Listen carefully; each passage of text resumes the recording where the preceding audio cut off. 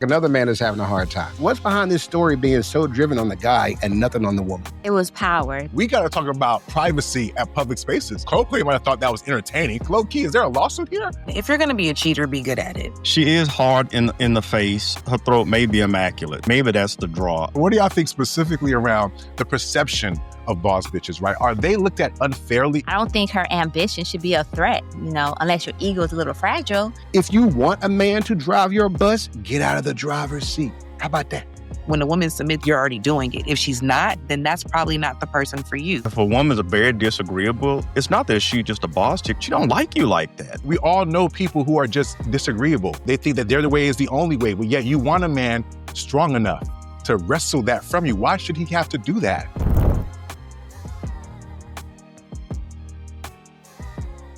Welcome to yet another, no, it's not another episode, because I feel like these past episodes is not quite like this episode. So I should say, welcome to this episode of the BLC Pod. Pew, pew, pew, pew, pew, pew, pew. You know why? Because I got all my people with me.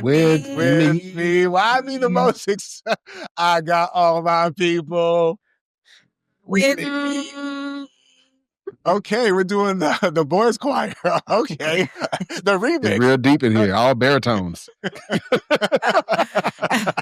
Listen, before we get into our usual shenanigans, we got to remind the people, don't forget to like, subscribe, follow, and all of that good stuff. Y'all been busy in the comment section, so keep it up. Apparently, no bullets for me, so I'm skating out here, but y'all be careful out there in them comment streets. And of course, we got the merch, y'all. Pew, pew, pew, pew, pew. New site updated. We got some new models, you know what I'm saying? New designs, you know what I mean? So go out there and get your shirt or get your merch, you know what I mean? But let's start with someone I feel like we haven't seen in a while, showing up in style with a smile. And she got some sun. Where she from? Hey, Tia B, what it be, boo? I ain't seen you in a minute. What's happening? Man, it's been a few weeks. I'm so happy to be back. I done touched a few islands and beaches that didn't get me to not hearing about Obama and the things that he was saying about his feeling that Black men need a gay bestie. And I think that he was on point with something. So I look forward to all the conversation today and getting back into some real spiel with you guys. I'm partying so much, my voice is a little gone. So I'll be here though. I mean, all that partying and party. He was just outside. I was a little jelly. Now you're going to show up. And you throw Man. Yeah. Okay, listen, I'm going to have to still push you though. Sorry. Tanned and with it though. I'm with it. Yeah. I don't know what's going on, but maybe it's something in the S&M. You good, boo? What's happening? So, unfortunately, I am a little under the weather as well. So, I will be sipping tea. And speaking of tea, I do want to talk about that app that apparently got everybody in an uproar. So, there's apparently a tea app. And on this is women dishing tea on the men in their cities, the good, the bad, the don'ts, and all that good stuff. In some cases, the men are getting the panties. In other cases, they're getting exposed. Unfortunately, there has already been some clapback on Reddit because the men have taken to Reddit to expose some of these women. So good luck to y'all out there in these streets. Hey, it was good for the... It was good for the gander. It's good for the goose. Is that what's happening? That's what they say. Okay, I mean, I'm here for it. Jay, what are you here for? What's up, good people? I'm here for the conversations, man. I'm here for this fight, this drama. You know what I mean? If you're going to fight, if we're going to resort to violence, then we should do it in a civilized manner, in the ring. So I've been hearing a lot of talk about Layla and Clarissa Shields having a fight. I know Layla's a little older or whatever, but her mouth is still young. And Clarissa said, girl, come with it. And so I'm looking to see if that fight materializes, you know what I mean? Because if we're going to fight, you know what I'm saying, black on black violence or whatever, let's do it in the ring. Let's all get paid. That's all I'm saying. Let's talk, folks. Yeah, no, I appreciate that. And I love seeing women fight. It's one of the most entertaining things that you can see. Is Lady still packing? Never mind. I mean, even at 50, though, I remember later, let me not disrespect her because she might beat me up. Delvin, what's happening, Mike? What's going on? Good to be back. Good to have everybody back. I am in excellent health. So thank you, everybody, for asking. And, it's been a tough week for the Gen Xers, man. We lost a lot of icons. So, shout out to us for hanging in there and, blessings to everybody's family. I I'm going to be gone next week. I hate that I will miss it, but I am there in spirit, so I'm rooting for you guys. And hopefully the Wi-Fi lets me catch the show. So don't forget about me. I'm here in spirit. As long as it's not Carnival, because I heard it's like the ghetto of the ones, so they might not have Wi-Fi. It might be spotty. It's dial up on Carnival. It's dial up. What it is. Not AOL. I got to see if my instant messenger is still active. Yeah, well, listen, I was going to talk about Shaq throwing shade on Meg Thee Stallion and Clay. I mean, really, I feel like it's on Clay. I just don't understand that. Like, I don't understand why guys feel the need to talk about other people's relationship like that. I know Gilbert got into it too, but I'm not going to talk about that. You know what I mean? What I am going to say real quick, because this happened to me for real. Watch out for dream killers. There are dream killers who will show up as empathetic professionals or people who are there to help you along the way. But in truth, they just want to get in your pockets. So I'm not going to go into it, but I'll just say this. Boy, it's treacherous out here in these entrepreneurial streets. So whether it's men hating on your relationship like Shaq on Clay's, or it's people trying to get into your pockets, it's dangerous out here. Y'all stay safe. Okay, but with that being said, I feel like Tia got something she want to talk about. What's happening? I want to just hop in and talk about the recent givings with Shannon, Sharpe, and the young lady. Last month, we talked about him getting caught up in this scandal and possibly being sued for $50 million for being old and free, I guess. And so she was suing him. So recently, they just settled for an undisclosed amount. And I'm wondering, he literally retired the girl. Let's just put that out there, right? He made it to where she quit OnlyFans and told her fans that she was going to be on social media moving forward, possibly with a real job, maybe. Maybe she'll be on ESPN, who knows? But I'm wondering, what do you guys think about it? Or should men just stop stalking women online? Did he go out like a simp? Is he a sucker? Did he win for the 10 million? What do you guys think? I'll say I think he got played. I think that, so right now a lot of people are lonely. Lots of people are lonely. And the thing about it is, people like Shannon, athletes, people with a lot of money, have always been targets. But now that social media is what it is, it used to be a woman had to bribe somebody to get close enough to a star or an athlete or somebody they would call a high value person, so they could try to get that influence, right? They had to wait out in the lobby downstairs or hide in the towels in the locker room or do some crazy stuff. Now all they got to do is have an Instagram account or a TikTok with some thirst trap photos on it, and then the men come to them and they will line up, even though they know this woman has been ran through by half of your industry, whatever it is, they still be like, yeah, me next. And so, he's just a victim of society at this point. People are lonely and they're trying to reach out. And unfortunately, I got to tell you, if you're a superstar, stay away from the internet, man. Meet your girl in the supermarket. You know what I mean? Just find the finest chick you can find in the supermarket. Or go where all the fine women are and pick one off the street. Like, oh, girl, you do that. Because chances are, if she's already on the internet hawking her wares as a thirst trap model or whatever they call them, dude, she just out to get the bag. That's what this lady did. Now she retired. So let me get this right. She was OnlyFans. She was charging for her content. She got Shannon, hooked him, did him dirty, and now she made so much money she can give it away for free. I know he got to be mad. He paying for everybody's party now. It's a sad thing. Yo, y'all got to protect yourselves, man. Get everything in writing, get everything on tape. And honestly, you just got to move a little more slowly and cautiously in these streets. I know I do. Go ahead. So let me just go ahead and say this. He is not a victim. Stop it. Stop the bull. Stop the cap. He is not a victim. He was a willing participant in this scam. He knew what he was getting into. Apparently, he was paying $25,000 a cheek to just get some nasty dirt race talk or whatever the hell it was. So no, we're not going to say he's a victim. He's not. But he did get played, and she played him well. She played him like a fiddle. And that's what he wanted. He wanted to be played, because if he didn't want to be played, he would have took extra steps like those steps you identified to make sure he protected his bag, but he didn't. So I'm going to go ahead and just say this. Kudos, ma'am, your 19-year-old self. And I'm going to say kudos because you found a get-quick risk scheme that some women I know. You know why? It's because it got caught right here because my first thought was like, yo, I need to support this black man. But then my second thought was like, he didn't want to give his daughter more than $30,000 for her wedding. So nah, I'm good on this because Wow. he We got what he cool. got. And so I He just got what hope he that got. he be a cautionary tale to other players out there and other people in this type of position that they take what happened to him, they internalize it and say, yo, let me put some protections in place because we already talking about black women gold diggers when we got the real gold diggers out there who definitely digging for gold. And Hitting so, hard. sir, please protect yourself. Shannon Sharpe, kudos to you. Well, hold on, man. Savage. This is such, oh my God. Like, this is such bullshit. Like, the stuff, what the fuck does him giving his daughter $30,000 for a wedding? He was cheap and paying $25,000 a cheek. Hold on. See, but hold on. The two things don't correlate. Leave it up to a black woman to correlate something don't correlate, right? So he felt like the appropriate budget for her wedding was $30,000, which is like no sneeze. Like we add to like $30,000 isn't a decent amount of money. And if he chooses to prioritize his hardworking money to pay for some cheeks, whose fucking business is that? The fact that y'all correlated the two is crazy to me, which then tells me why y'all find reasons to lack empathy for people when they in fact are victims. Two things can be true at the same time. If, in fact, this young lady lied about the nature of their relationship to besmirch or to somehow, I guess, what do you call it when you, the word escapes me, but basically pressure him to give up some of his coins, knowing it was bullshit to begin with, he's a victim of that. A victim of lying, victim of a hustle, victim of a scheme.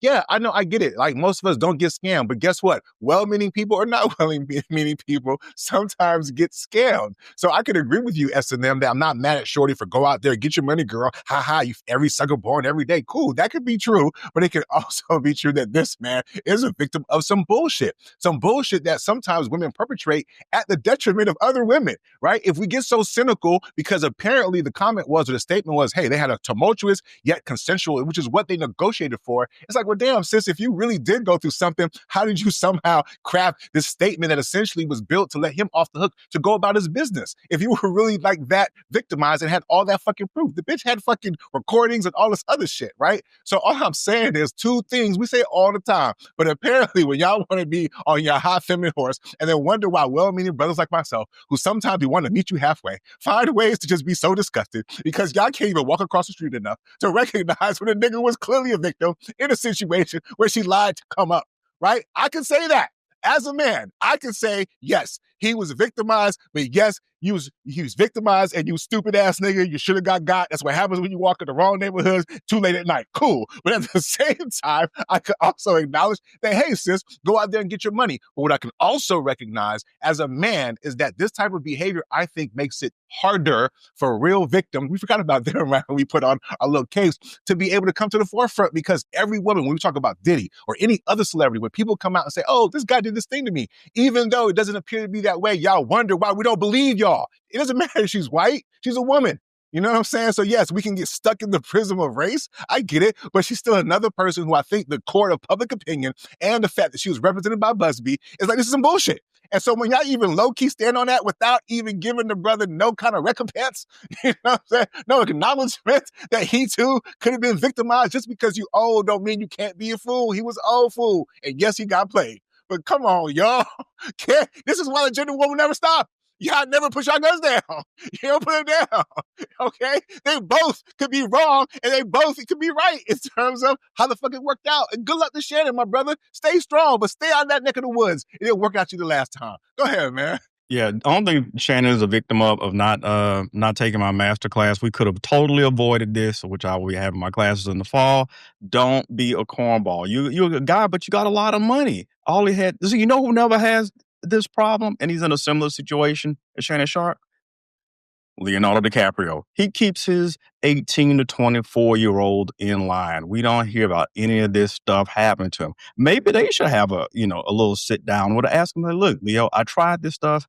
I got burned. I got played. What are you doing to keep your young chickies in line? So there is help out there. I may have to collab with Leo on something in the fall, but this could have all been avoided. I hate that for him. So hopefully it's a lesson learned. So what I've heard so far is that he is a victim of the internet, of a 19-year-old white woman. By the way, we didn't mention race at all. We just said he was a sucker. But let's not forget that victim is synonymous with sucker, and in his case, is synonymous with simp. So I think we all agree that he was a victim. Yes. Was he a simp? Absolutely, for $25,000 a cheek. And is he today's clown sucker? Absolutely. And we're okay with that. Everybody wins because instead of paying $50, he paid $10. And I'm not against thinking that this might have been a PR stunt because he was so worried about people calling him Auntie Shannon that this might have all been produced in the background, paid her the money for her promo tour, and everybody gets off scot-free because nobody is calling him gay after hearing that sex tape. Should have been a lawyer. Rest my case. The layers of conspiracy that you just laid down, it's thick. It's real thick.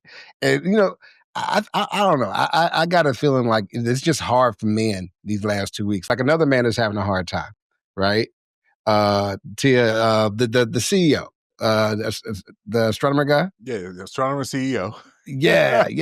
His name is Byron. You know what I mean? The astronomer CEO. By now, everybody's ready. Go ahead. Yeah, I don't really. I heard more about him than what company he represented, right? And I'm also hearing more about him than the lady he was with. Like, I'm hearing all this talk about him and how he was cheating. Should he quit? Should he this? Should he that?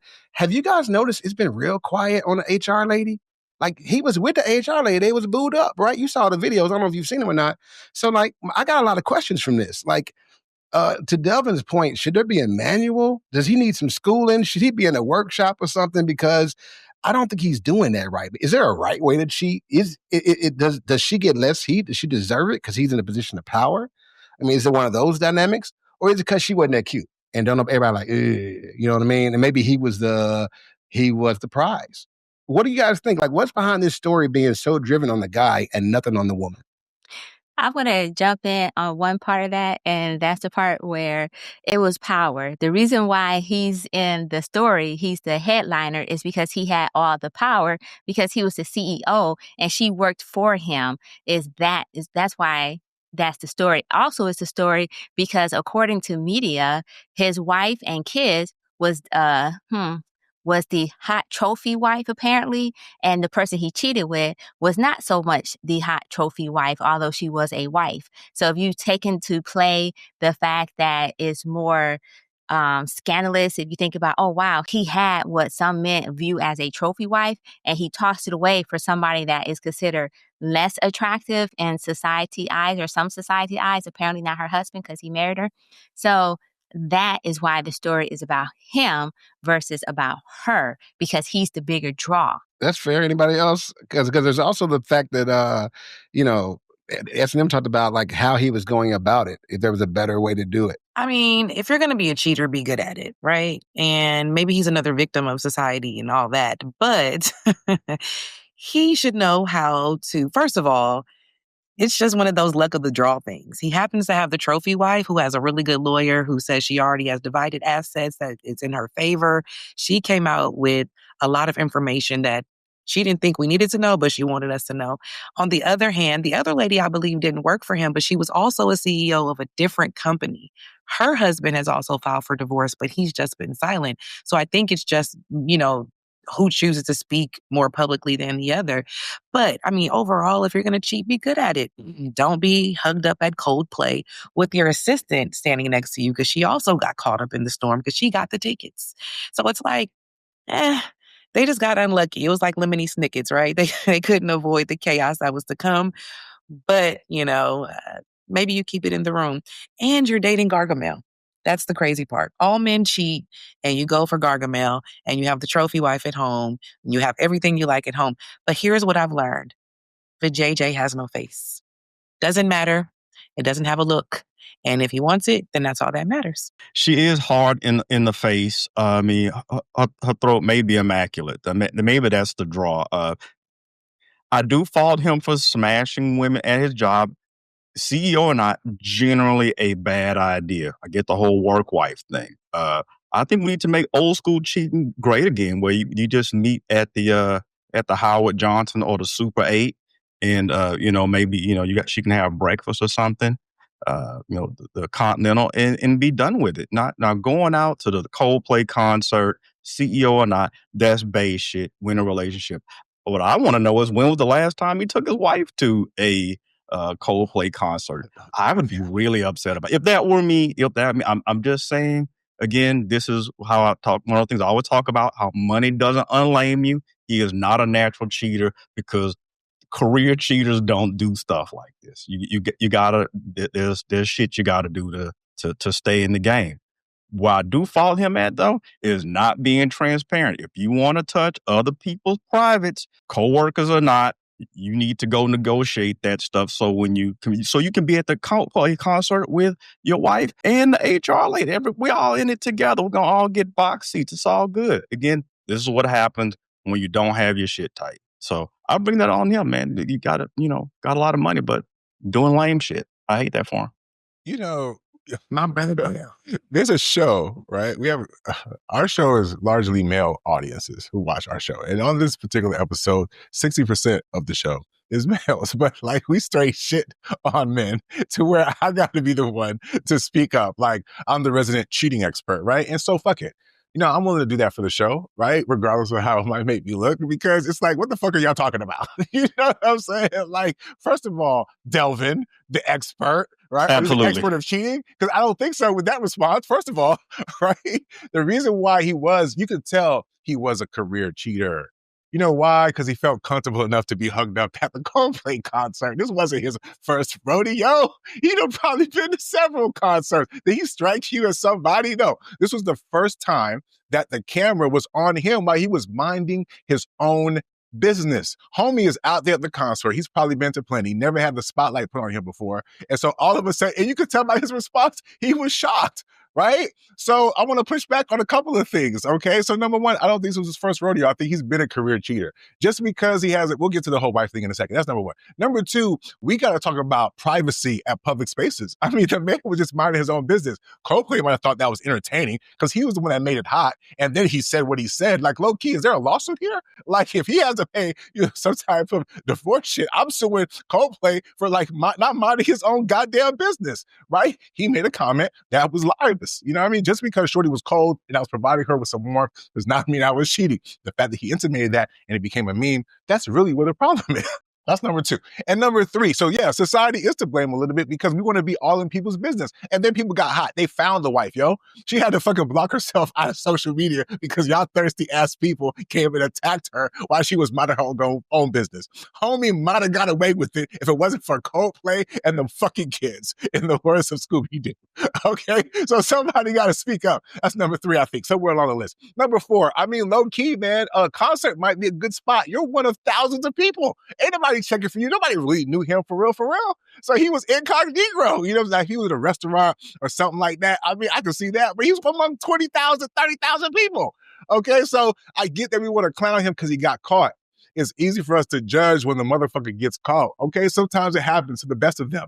Notice how I said them. You know what I'm saying? And lastly, when we talk about cheating correctly, at the end of the day, there's three major rules that all cheaters need to follow upon the cheat. Okay, especially for men. Fellas, if you're listening, make sure you take note. Number one, don't be having no outside babies, okay? It's hard to come back from an outside baby. I think the percentages of coming back from an outside baby is still high. It's still low, but you got a chance there, right? So now outside babies. Number two, diseases, okay? If she can cure it, you got a comeback chance, right? If she cannot, ooh, that's a tough one. We heard about the dude who killed the girl or the girl killed him because you gave him something, okay? Be careful out there. And number three, and the most important one relevant to this story, no public embarrassment, okay? Because most people can probably get over the cheat if it's on the low. They don't got to explain to their family why you chose to stay with him because everybody and mama know he was hugged up at the Coldplay concert, okay? So no public embarrassment is probably the hardest one to come back from, which says a lot, right? Because it's not the fact that you got a disease. I mean, maybe that too, or the fact that you had an outside baby, but don't let nobody know I'm out here staying with him, even though it might make sense that nah, fuck it, I'm out. So listen, y'all, cheat responsibly if you're going to cheat, okay? And I feel like in the public, mind your fucking business. Y'all out here breaking up happy homes. Stop that shit, man. We go ahead. Yeah, I agree with a lot of what y'all said. I think he was definitely out of pocket because he was in the leadership position, right? He did have that power. Now, I do feel like, though, as head of HR, if there's anybody who knew better, I feel like she knew better. You know what I'm saying? If anybody who knew what the manual said as far as fraternizing in public, I think the HR manager, HR director knew that, but that's cool. I'm not going to say nothing about that. But what I really think is that I think he was set up. Okay. It was just too perfect. It was too perfect. First off, is there a right way to cheat? Yeah, dude.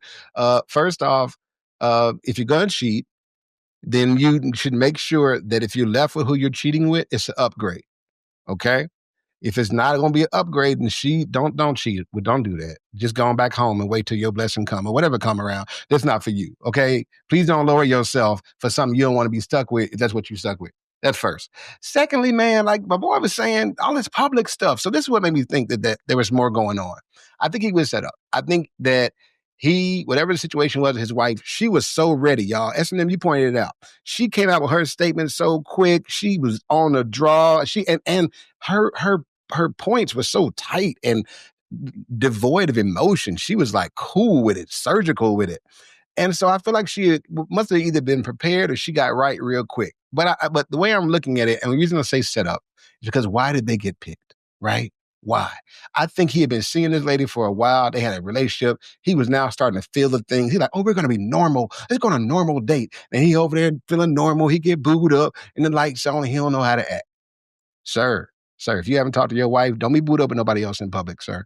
Don't do that, because now it's too late for you to say you poly. If you had said you was poly for all this started, we could have understood that y'all was just sharing y'all love and you had a broader relationship. Of course, your wife would need to back it up. So you should have told her you were poly first. So I guess the right way to cheat is don't cheat. And if you feel like you're a cheater, find a relationship that holds space for that. And the reason that the lady ain't getting no heat is because the men always get blamed because they say we have the power, or the women always, it was emotional and she couldn't help it and all these other things. So dudes, it ain't fair. If you ain't learned that from Shannon, it ain't fair. So just watch yourself, okay? Because they out there gunning. What about that woman's poor husband? I'm gonna go look for it, though. I haven't found it. It's been a while. Cut it out. Oh, my God. Let's not confuse poly with cheating, though. Like, let's not put that into the atmosphere to where people are idiots or just underinformed and they think that they're synonymous. So, no, he's a cheater. He's not poly who forgot to tell his wife. You know, like, let's be very clear. I didn't say he was. I'm just saying if he was discovering his poly nature, he should have said that on the front end as opposed to now. Now it's going to sound a little disingenuous. Put his ass on the big screen and his wife is a winner.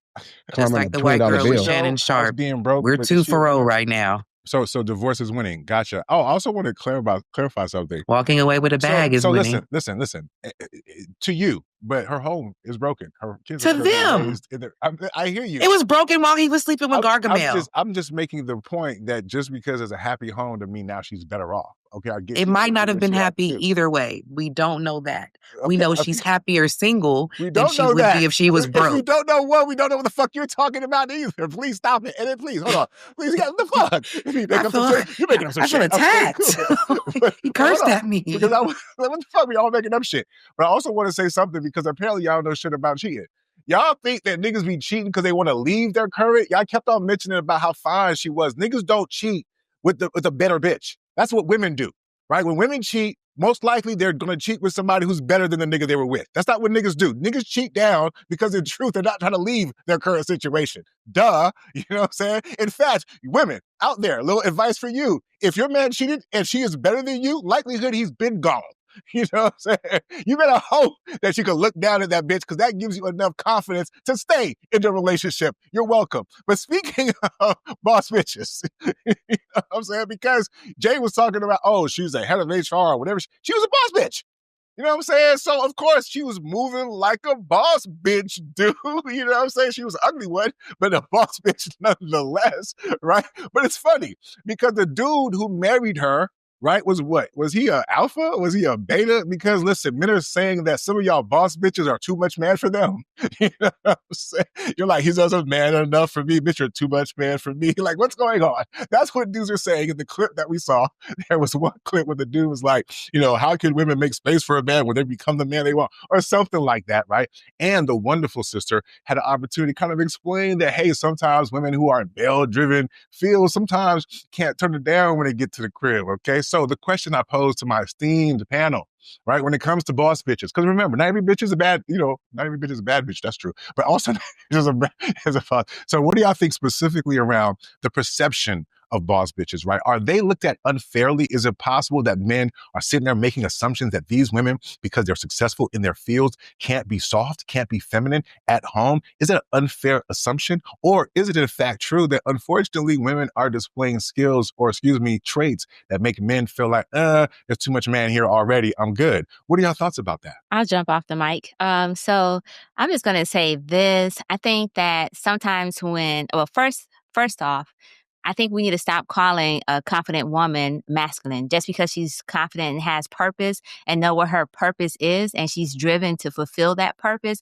I don't think that equals masculine energy or her being the man that she wanted to date because she chose to live within and strive within her purpose. And so that's the first thing. Like, let's stop that. Let's stop calling confidence masculine or because she consider herself a boss bitch masculine. Now, I'm not taking away from the fact that sometimes these boss bitches don't know how to turn it off when they get home. Not taking away from that because sometimes she may be in the boardroom, the boss, and want to be the boss in the bedroom. Some men may not like that, but other men may. So I think that we're doing a disservice when we're saying, oh, boss bitches are too masculine and whatnot. I don't think her ambition should be a threat, unless your ego is a little fragile.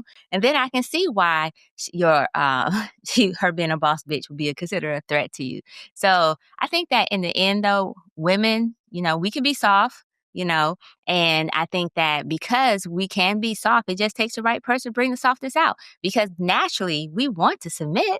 We just need to submit to the right one. Once again, SNM is gaslighting everyone in the room with her first thing about just because you're confident doesn't mean that you can't be confident and you're going to be masculine. Whatever. You can be confident and be a human being. That is not a gender, masculine, feminine thing. When we talk about masculinity and we talk about femininity, we're talking about dominance. We're talking about setting the tone, setting the agenda for the relationship and for what's going to happen, setting the vision and making sure that vision is followed through. Those are the masculine aspects that men find some women have a hard time giving up in terms of the finances, in terms of the planning of whether it be for vacations or for future things.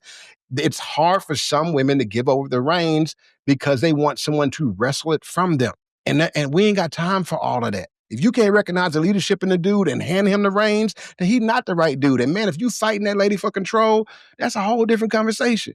So you can't be too bossed up.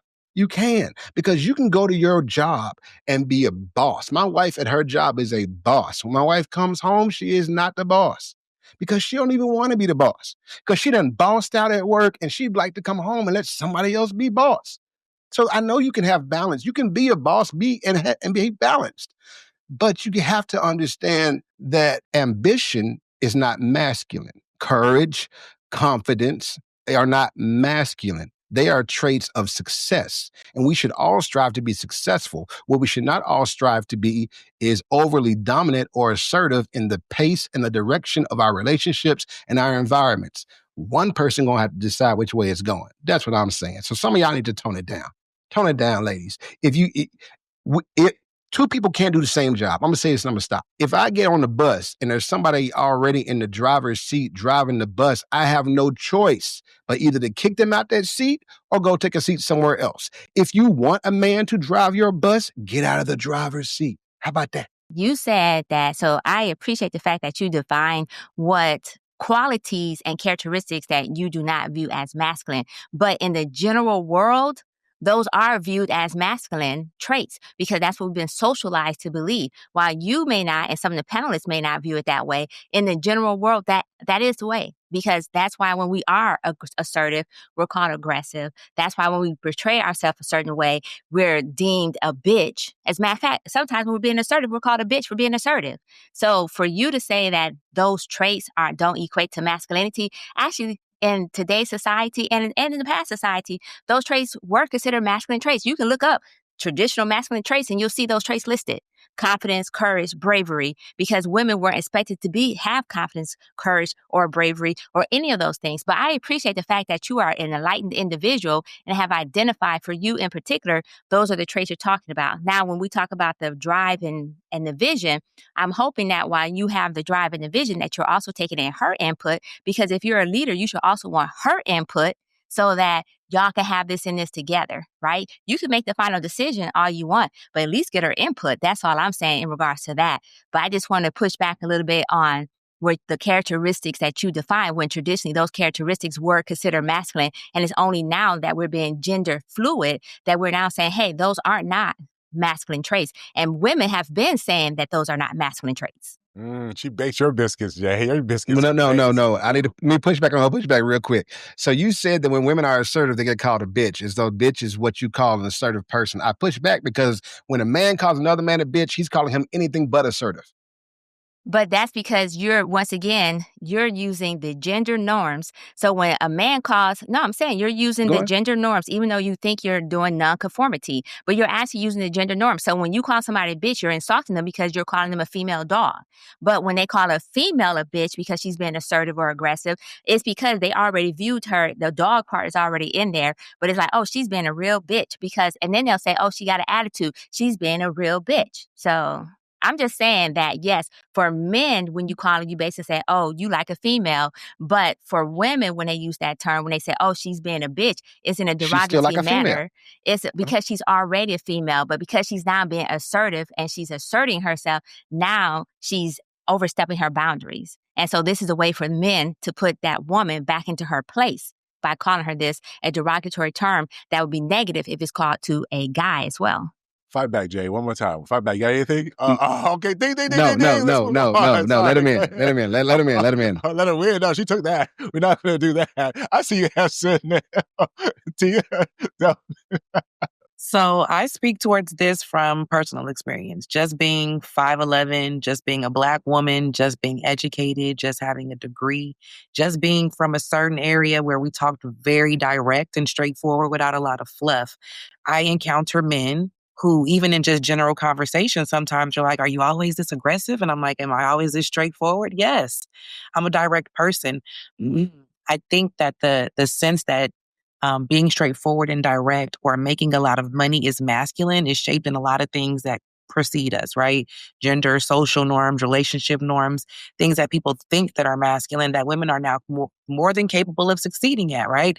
Women weren't CEOs, women weren't six-figure makers and, millionaires on their own up until a certain point. And so I think that now society thinking that these things are a sign of masculinity is just kind of speaking towards that. But really, I was just going to post the other day, like a real leader doesn't have to ever ask for a woman to submit. Because when a woman submits, you're already doing it. If she's not, then that's probably not the person for you. Because if you're showing up the way you need to, it's easy for me to sink in. Because like SNM said, I don't want to go to work and be the boss and come home and be the boss too.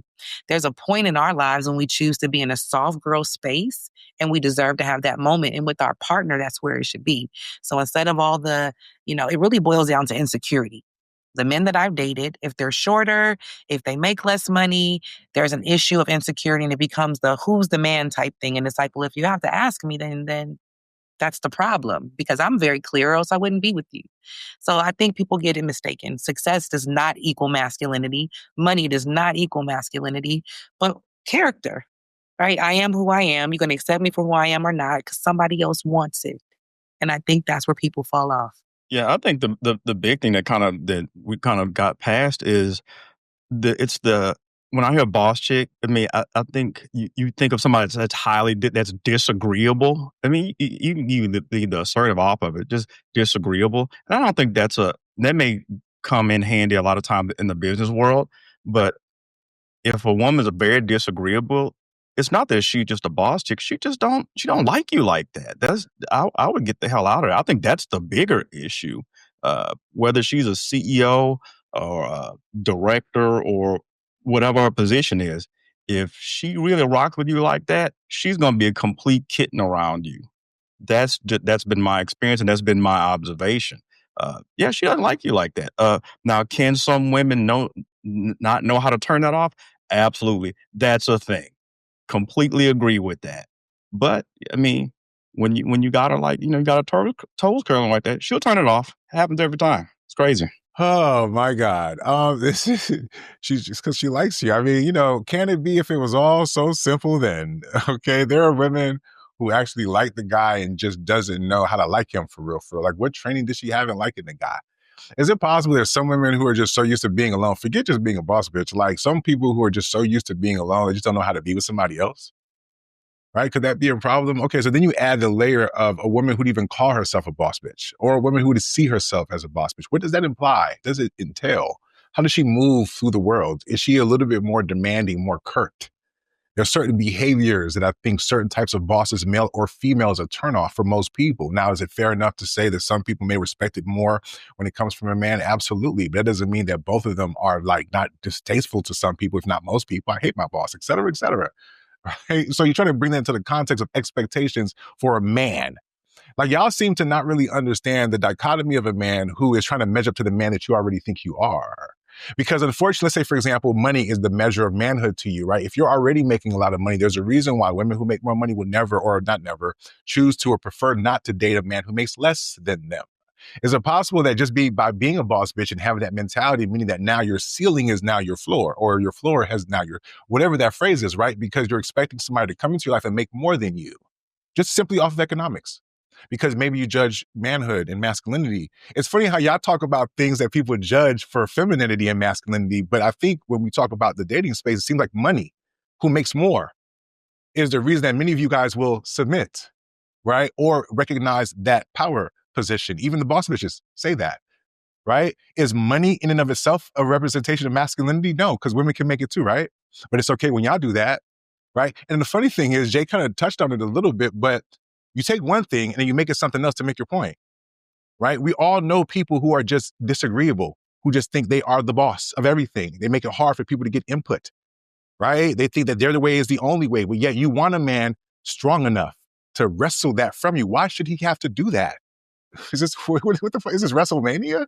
Right? Why would a man who could do that want to do that with you in particular, right? There's men who are man enough, but you just won't be man enough for you, because they don't see the value, because you haven't shown them the part. You want him to go on the treasure hunt, but he can't even see a sparkle or glimmer of the treasure with which you're guarding with your masculinity. That's what I'm hearing, right? Because you need a man to show up and pull the sword out of the rock that your heart, your femininity has become, because he's the magic savior who has been brought to you by God, who can do that. And y'all think that shit makes sense.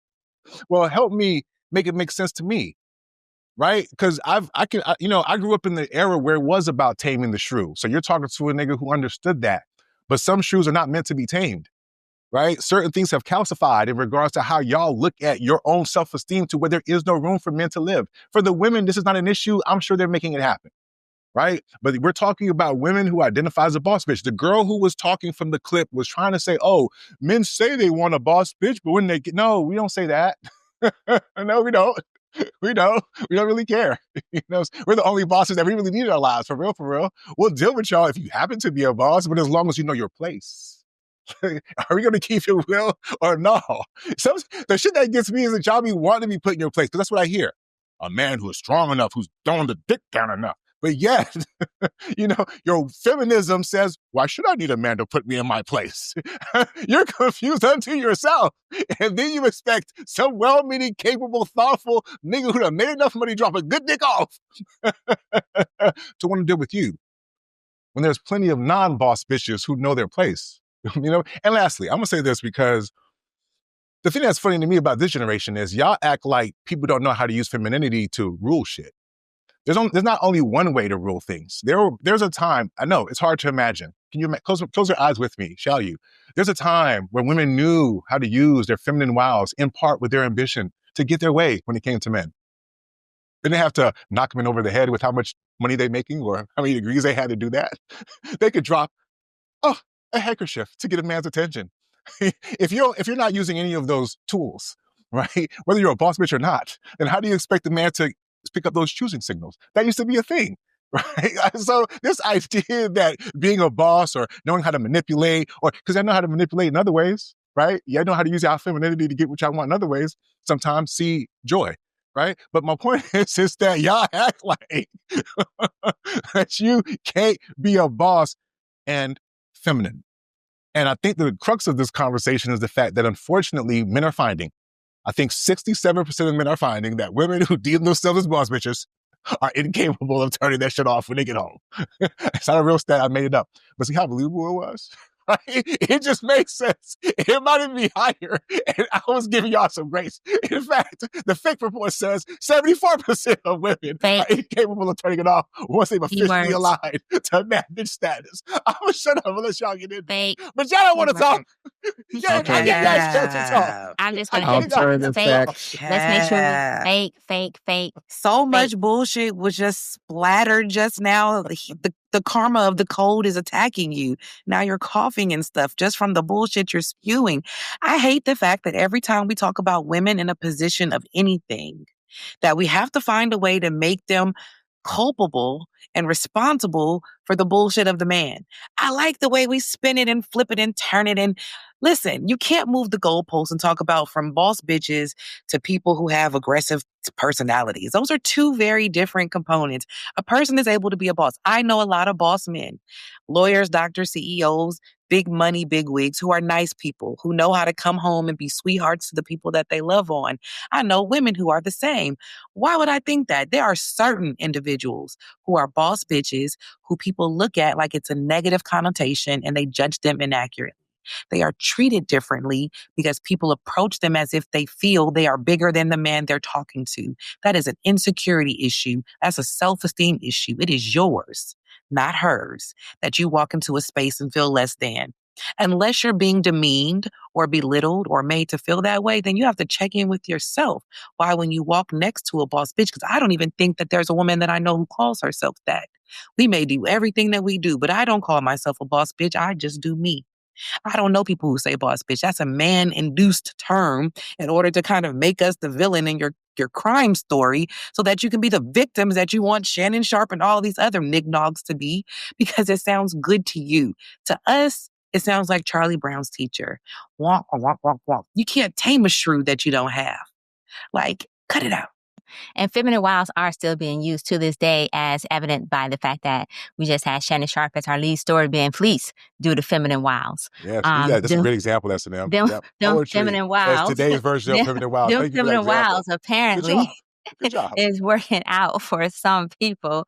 But seriously though, I actually agree with what Tia said in regards to that this may be an insecurity issue, but I also agree with the fact, like I said previously when I started, that there are some women who don't know how to turn off the certain role once they get home. That's a true statement. There are women who don't know how because they're technically don't know how to switch their brain off to say, okay, now I'm at home and this is what I need to do or whatever. But the majority of women, and to be honest, I actually kind of agree. I don't even know where the hell boss bitch came from because I know, I don't know if it's because women decided that, hey, we're going to take the term bitch and call it boss bitch and this going to be us. But I don't know a lot of women who actually call themselves boss bitches. I'm a boss. I'm just saying, in my circle, so I'm going to go ahead and just say my circle, I don't know a lot of women who call themselves boss bitches because I don't know a lot of women who call themselves bitches. And so that's the start. Bad bitch? Oh, y'all. No, I don't call myself. This is 93. How many women do you guys know that call themselves hold on a second, though. But the bad bitches, everybody not in what we're city talking trends. about. First of all, we're not going to deflect to something else, aka bad bitch, when we're talking about boss bitch. You said you don't know women who use the word B, period. No, I didn't say don't know the word bitch. B, period. I said I don't know any women in my circle who don't use who use the word bitch pertaining to themselves. And then I said, I don't know where the term boss bitch came from because I don't know too many women who was using it. Now, I have heard bad bitch, and I know that some words we will take, and what's the word I'm looking for? We'll normalize it to somewhat take power back, like with the N word, how we say that all the time, because we claim we're taking power back. So I can see women taking power back that way, perhaps. But at the end of the day, I still don't know who walks around calling themselves boss bitches until this modern times. And when men look at this all negatively, right? And I do agree with Delvin in regards to this. Why is there a negative connotation associated with it right off the bat, right? And with Tia, when she says, well, maybe it's because they're viewing it negatively when they first approached them. So are you now looking at this woman with negative connotations in your head because of your preconceived notions of who she may be based on how you believe the term boss bitch is supposed to be ruled? I think the problem is this. First off, y'all can blame Melissa Etheridge for making bitch like what I'm a bitch, I'm a mother, I'm a child, I'm a lover, whatever. That was her. All y'all sing along. Everybody was cool with being bitches then. Okay, and then somebody came along like, I'm gonna be a boss. And Melissa Etheridge, she was We don't like know leading. her. We don't Somebody know know her. her. It's a lot of women who know her. Come on, That's man. Whatever. WAP. My point here is come on, man. Y'all that, playing yeah, semantics. come on, man. They semantics. You can walk through a mall and see people with a T-shirt to say "boss bitch" or whatever. My problem here is somehow women thought that to be a boss you had to be a bitch, and you don't. You can do one without the other. And the problem is then when you get home and you're no longer a boss because you clocked out, you haven't turned off the bitch. So I'm just gonna throw that out for the boss bitches out there. Y'all work that out. Go ahead. Delvin, you got something else, man, before I go? Because go ahead, man. No, I was going to say, that it is sometimes hard for them to turn it off. I'm like, ma'am, I don't work for you. I don't report to you. Like, what are we doing? Turn that shit off. I mean, we can move on, but I just kind of feel like we just got to be honest. It's hard to be human. You know what I'm saying? So I get it. If you're a woman who's gone out there and made your career in a man-dominated field, for example, it's okay to acknowledge. We're not talking about... And what's sad is like, y'all act like these boss bitches are aplenty. They're not. Like women who should be able to call themselves that, it's a small number. The problem is there's a lot of women who see themselves as that, even if you don't call yourself that. It's the ego, it's the attitude, the I'm better than, I need X, Y, and Z. You can't tell me nothing. I'm the alpha. I'm da-da-da-da-da. Right? There's a difference between confidence and just being out of your fucking mind and delusion. You know what I'm saying? So I just kind of feel like, yeah, it was cool when women didn't have as much confidence. Now that y'all do, look what y'all doing with it. You know what I'm saying? Look where we are now today. You know what I'm saying? I think the problem is that unfortunately, boss B or not, women are just having a hard time with accepting their place while still wanting to have a place with a man. And I think that's where the crux of the issue lies. But maybe that's just red pill conversation. I don't know. Maybe I'm just watching too much red pill content. Too much. It's rotting your brain. Go ahead, tell him. I mean, it makes logical sense, though. When they say it, I'm like, 2 + 2 = 4. Hey, babe, can we talk about something? But it's like, go ahead. And look, even with all of that confidence, it's the red pill's fault, apparently, that marriages aren't working out. That's crazy. Our good friends at the Canadian Broadcasting Company, they recently did a study, and they found that a lot of marriages are becoming a little shaky, heading toward divorce court, because the husbands are listening to red pill content and bringing it home and wanting to restructure their situations, and now the wives can't take it, and like it must be the red pill's fault that the marriage isn't working out. So I think this is a case of avoiding accountability, because I'm sure she was cooking dinner timely and having her cheeks available to be clapped on a daily basis, and all of a sudden the red pill showed up, and now we're in divorce court. But I'm sure it's no more complicated than that. What do you guys think? Yeah, okay, I can see y'all going to hesitate, so I'm going to just get in there. It's funny because it's almost like in a basketball game. I scored, and then Nobody wanted it back, and I'm like, go again, go back to back. But real quick, and I want to try to be as serious as possible about this as I possibly can be. When you think about what the red pill content is, like by concept, is that the idea of an awakening, right? For some people, if you think about the Matrix, what's the guy's name again? Neo had the choice of picking between pills, one of which would have left him asleep, the other one awoken him to what was going on. Prior to this, though, right, before the red pill, when we think about it, there was already a movement afoot. There were women who were deciding that, hey, we have more autonomy, we have more freedom, we're making choices. I've heard men complain about the divorce, for example, how that number is initiated by so many women. So to me, it's interesting. It sounds like women have kind of gone through their own awakening, right? They're recognizing, hey, we don't have to rely on a man. We have our liberties, right? Now we want more from men. We want men to be emotionally intelligent. We want these things, right? Which is completely in their right. They've had a chance to evolve. One would think that maybe they've had an awakening. They just didn't call it the red pill.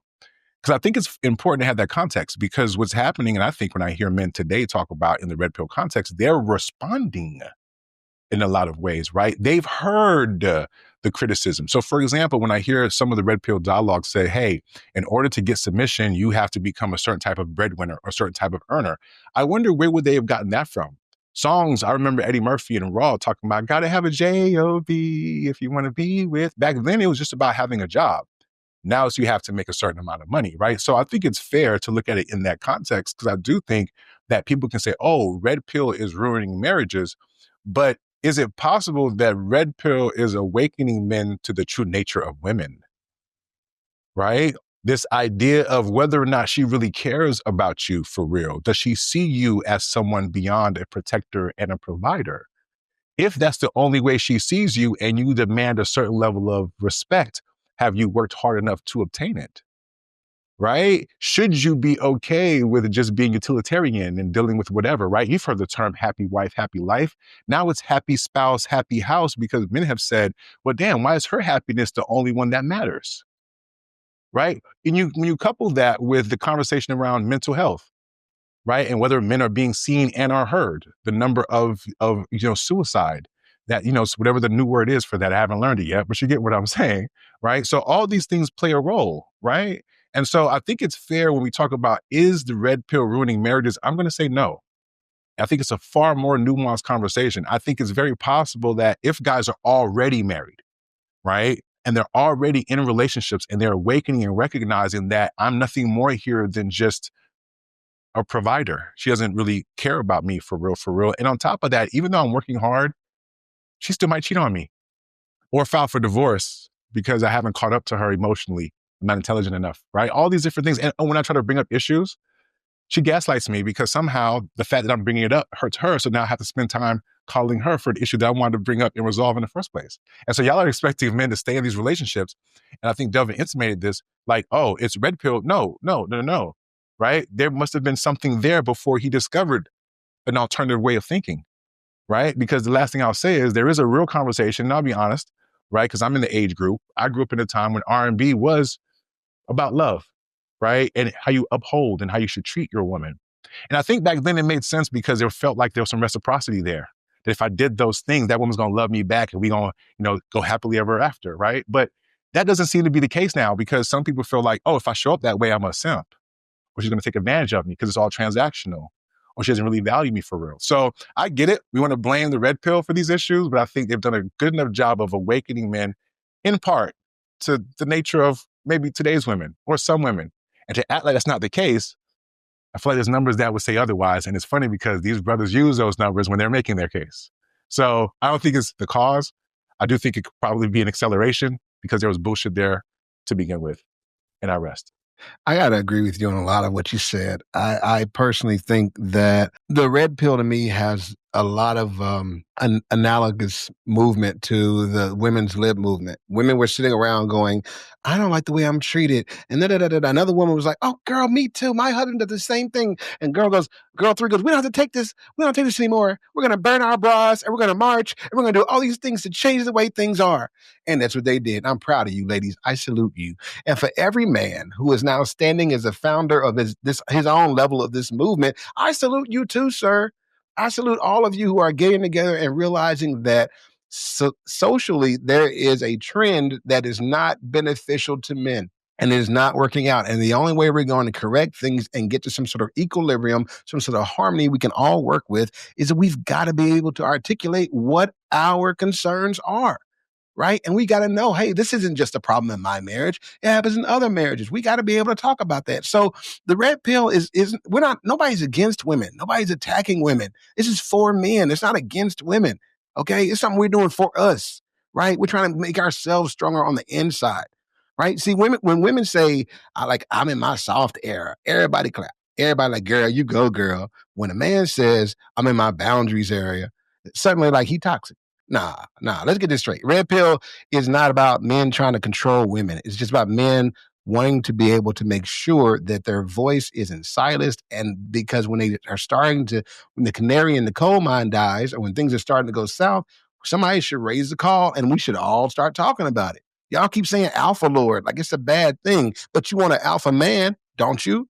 You want him to be in charge, don't you? You know the difference between a lord and a leader? A leader, you get to decide, I'm not going to follow them no more. A lord, you like, you know what? I realize you got it. Whatever you say, we're going to roll with that because you got the vision.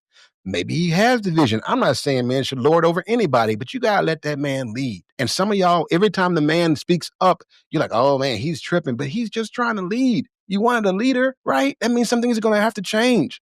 That means the vision that you had might have to conform more to his vision. It might sound like some red pill stuff, like he's shaking up your whole world, like he's asking for stuff he wasn't asking for before. But does he deserve it? Because if he deserves it, it doesn't matter that he didn't ask before, because he always should have had it. That's all we're asking for with this red pill stuff.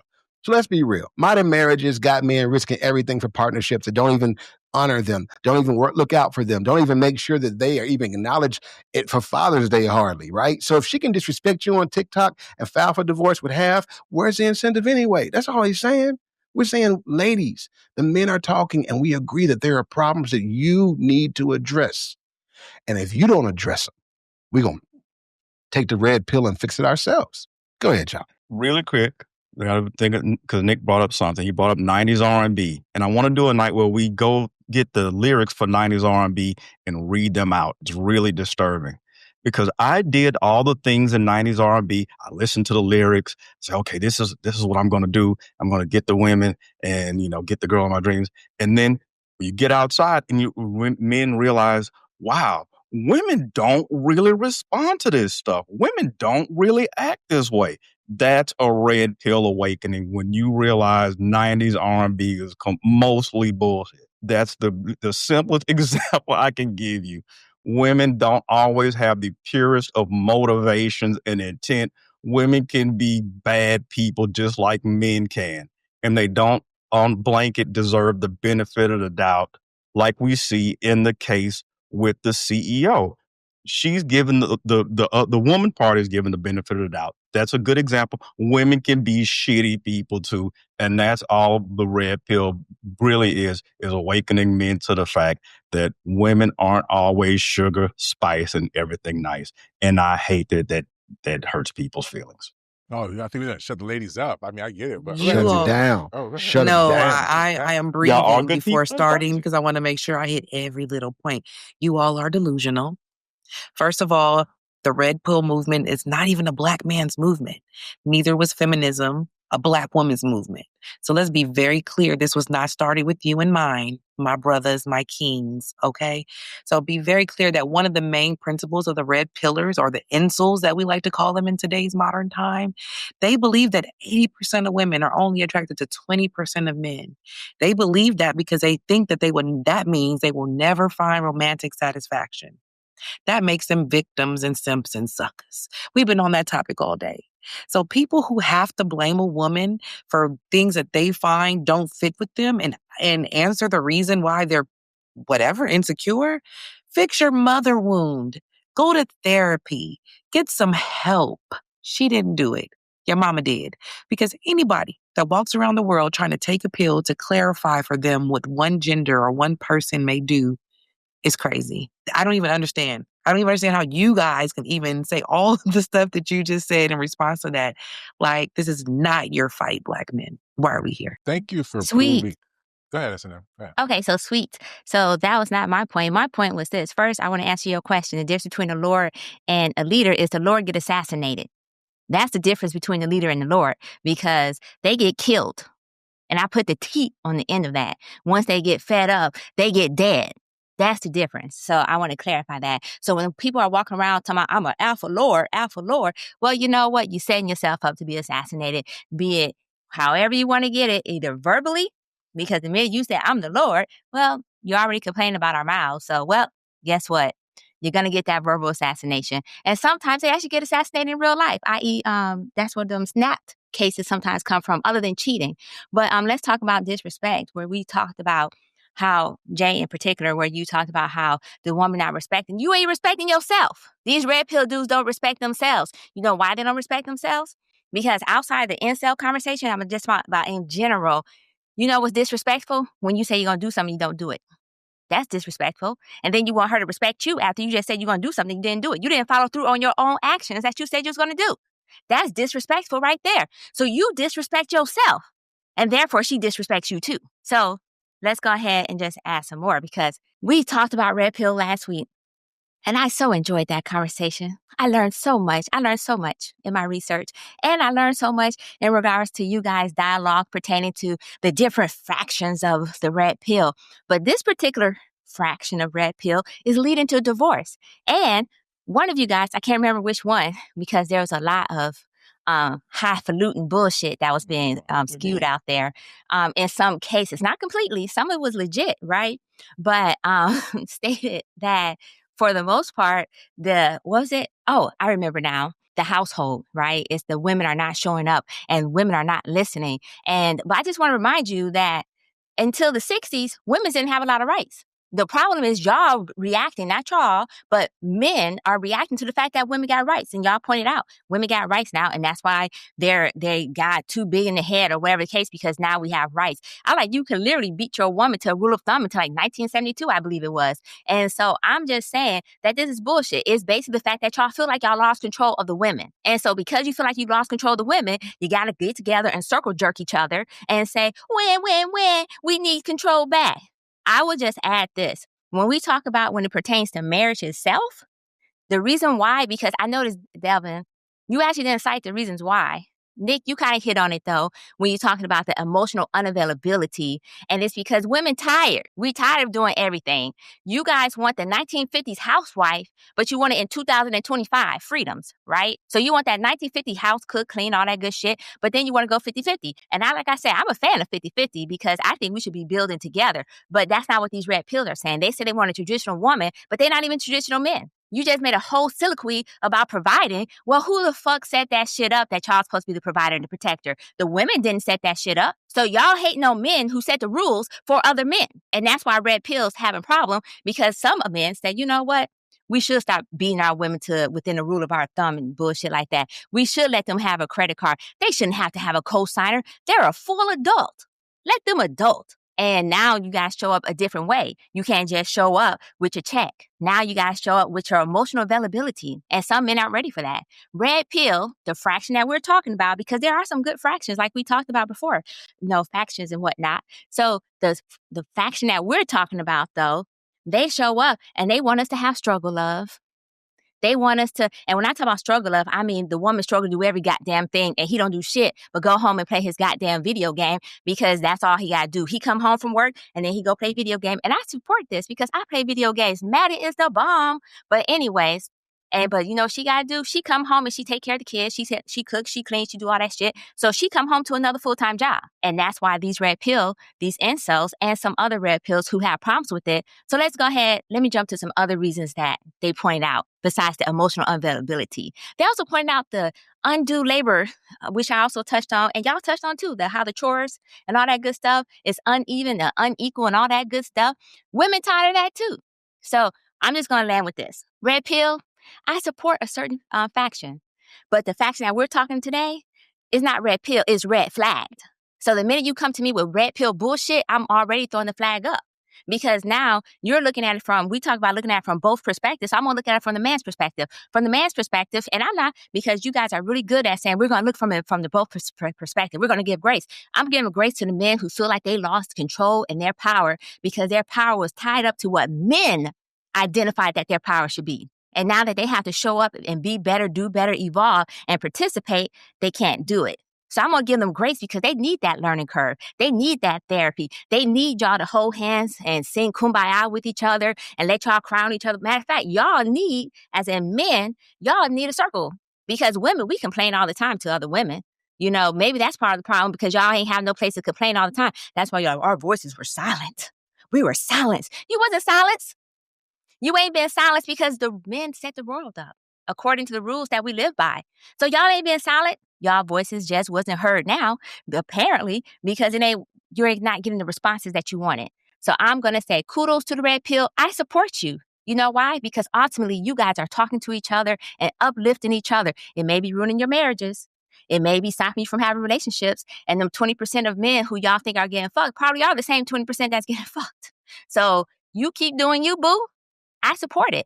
Keep doing you, boo. Red pill, love. You could say you were talking about that sliver of red pill, but when you say we, you misspoke because that's not the sliver I was talking about. I was talking about in general, right? So I was covering the ones. You very slickly spent 95% of your conversation to talk about what percentage of red pill I wonder right? You don't have to answer. That's rhetorical. The kind You that's probably in the study. it's okay. Listen, it's completely, but I'm isolating that was your talking point. When you said the word we, you misspoke for me. So I want to clarify, right? Because the version, unless I missed the story where they said it was incels specifically who account for this rise in divorces, then fine. I stand corrected. But if you talked about red pill in general, you did some little wizardry to try to isolate, and you can't even isolate which red pill group you're talking about that accounts for this rise in divorce, right? Because that's why it's the fallacy in your argument. You damn sure can't say incels because them niggas ain't getting married in the first place. Incels for the marriage purposes. Okay, cool. I'm interrupting because I'm talking about... Ma'am, which part, go cool, ahead. we want to dance. Which part of the red pill community are you blaming for the rise in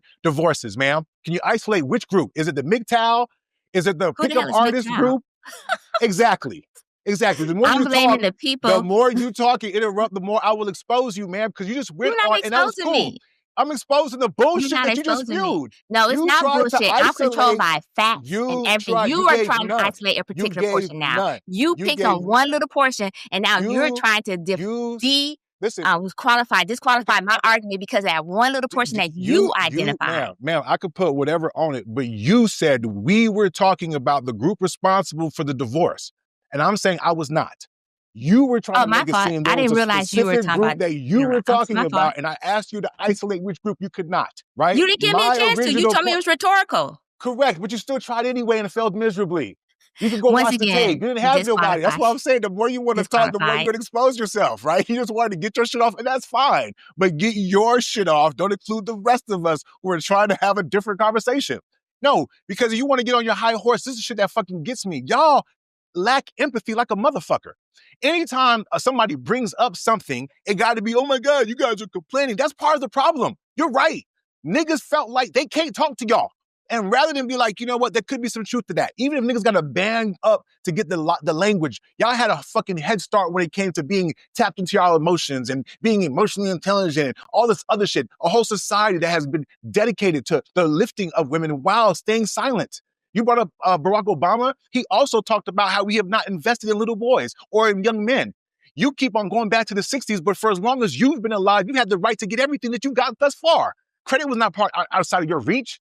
So your generation and your group of women are the one that some of these people are talking about, and even the younger ones, right? So what the fuck are you talking about? All it tells me, Obama? I said I was clear. And then what's funny is you say, oh, white man, but Shorty over here was like, well, feminism was not for black women, just like, you know, the red pills. Well, guess what? Y'all asses adopted the other. So guess what? We adopted one too. Y'all act like for years we have not heard the conversation about how niggas ain't shit. I referenced Eddie Murphy. Going way back then, the conversation's been had. Y'all had a fucking 30-year head start to complain y'all asses off. And for a few fucking minutes, a nigga try to have a little conversation with y'all, and this is what the fuck it is. And y'all see no problem with that. You know, goddamn well if a nigga, because the thing that gets me, right? Because for me, the reason why I can be like toxic and be on some real shit at the same time is I'm not going to be sitting on here and act like I don't make space for my wife to be able to come to me about the issues that she has. And I also ain't going to sit here and pretend like if she did not make space for me, there would be no marriage. And y'all wondering why some of y'all are ending up divorced. So you rather think, oh, let me make up this fake group of black pillar or red pillars to make this case, as opposed to maybe trying to isolate for a second and help fake group, because you didn't identify them. I'm giving you time. So when I'm done, tell me which specific group, MGTOW, pickup artists that you're specifically blaming, because red pill is an umbrella. There's a bunch of different people who fall into that. So when y'all have some of these conversations and paint everybody with a broad brush, there are legitimately guys who are trying to better themselves the way that y'all asked them to, right? So then when they try to do that, and maybe it does require some brotherhood or some camaraderie. Y'all complain that niggas be raised by bitches, but then when they kind of congregate amongst niggas to be better niggas, that's a problem for y'all too, right? So that's why it's funny, because Jay was mentioning gaslighting. Y'all are pumping some fucking 93 octane. This is fucking jet fuel. You can't even buy this shit from Shell, right? The fuck are you talking about, right? So all I hear is a lack of fucking empathy, because for me, I can acknowledge that, yes, women had a social movement afoot, right? Opportunities, grants, things that were paid attention to, and nobody is knocking that. Right? But in response, for men who are expected to still show up a certain way, it wasn't like when y'all evolved to become these boss bitches that y'all said, you know what? There can't be two of us driving this bus, so maybe I should get me a beta nigga who don't mind sitting in the back. No, y'all still want alpha ass niggas too, right? So there's a conversation to be had from both sides. This is a negotiation. And when y'all come into the negotiation like on some bullshit, then guess what? People back their seats up and get the fuck away. That's what the red pill movement is really afoot when you think about it. It's about the attempt to try to have the conversation. And yes, maybe the expectations are misplaced, but these guys didn't get the update. Maybe you're right. But would it benefit us all to come together and figure out how we can level up together or figure out a common place for us to move forward? Or is it just going to be, oh, I got mine. I'm already doing mine. I'm already up here. Y'all niggas figured out. Oh, but when y'all do it, I'm going to laugh at y'all. That's just not productive. Sorry. You know what I'm saying? Let so me you can answer turn your up, I can question. turn up. Let me answer Name your that question. person. Yes, First please. of all, I said Please. factions from the start. Which faction? Were faction multiple times. The faction that we fucking talking about, aka the ones who are married and using red pill content, such as the Andrew Tate content that got them all jacked up. Because even though he's single and technically alleged rapist, they're following his content and bringing that back into their relationship. That's why they talking about alpha lord and all that good stuff. I said faction multiple times, and I talked about how there were elements of the red pill that I did like. I've already cleared that part, and I said I give them kudos for building this camaraderie. So what you just did was try to disqualify my conversation based on one piece of information because you didn't like what I had to say.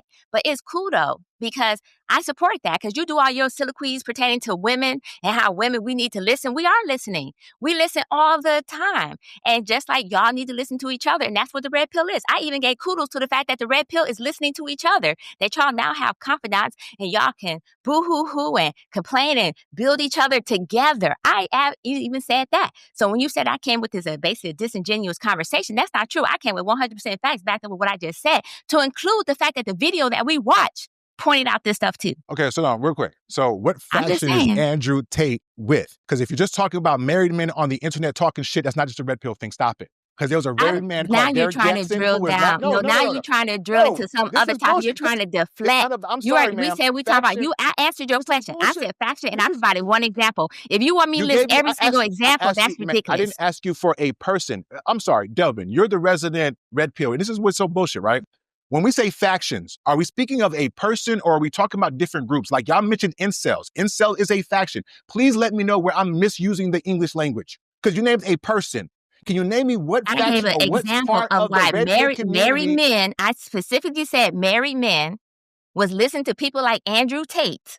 That was my example. Married I men will listen to specifically said people like married Derek men were listening to Jackson. people like Andrew Derek Tate. Jackson was married, so being married in and of itself does not qualify you to be a Sir, faction, you're just ma'am. arguing for arguing That's a purposes at fact. this point. What the- You are just no, arguing for arguing purposes. I got you. Okay, I want to okay, have I'm this sorry. because So- I don't got. So I ain't we gonna don't want to argue. use argue real words. I got you. So No, fellas, I'm using please real mind words. They this, walk right? around with labels Oh, of which this faction of is insults Right, they are, exactly. so we exactly. know. You're trying to drill down to disqualify my Because argument, maybe but the my argument fellas is still won't valid, admit and I'm what not just I'm going to happened. stand on that. And I gave I'm going to stand space. on the fact I that my said in argument real is valid, no time, matter how I much would you try to just stop. disqualify You're it. just making yourself look So worse, but you go like ahead. to keep No, it you going. making yourself look worse Okay, because you're I got arguing with tape. me. I got tape. Go ahead with you, Okay, Devin. Andrew You Tate got is a to wrap faction up the unto himself. conversation. I'm going to Faction. go ahead and do the right thing. Devin, go ahead and wrap this up. Okay. We can move to the next topic. We're so happy we can drill back down to Faction. this. Andrew Tate is a faction unto himself. Got it. Go ahead. Right. I mean, how you get you had Andrew Tate in there in incels. And I gotta say one thing about the incels. Women, you gotta stop punching down on the incels. You don't want those guys anyway. Incels by definition are not in the chat. They're not getting married. You don't want to screw those guys anyway. I don't know how they keep ending up in the chat. It's just an easy thing to punch down on. And when men do say, oh, I have concerns, I want to address these things, you know what y'all do? Y'all call us sassy. Yeah, That's the new thing now. Disrespect, right? Yeah, We're it's like, supposed to just let them just run over us. Yeah, all the I time. want you to be emotional available, but when you are emotionally available, you're sassy. So I don't know where I'm just gonna walk away, which is what the guys in the red pill a lot of times say. Listen, if you don't have to negotiate, don't. Just go ahead and walk away. And the reciprocity, especially in marriage, is important. The guys you want to be with, they want shit too. And it's okay for the guys to vocalize that. You know, we got to this point where everything's, it's transaction. Okay, well, let's fucking transaction. Let's negotiate. Now it's not fun for the ladies. Now it's, he's being sassy. He's being toxic. You said you wanted to negotiate. Okay, well, let's fucking do it. I don't know why that's a problem. The men you want things. And when you express that, it's a fucking problem.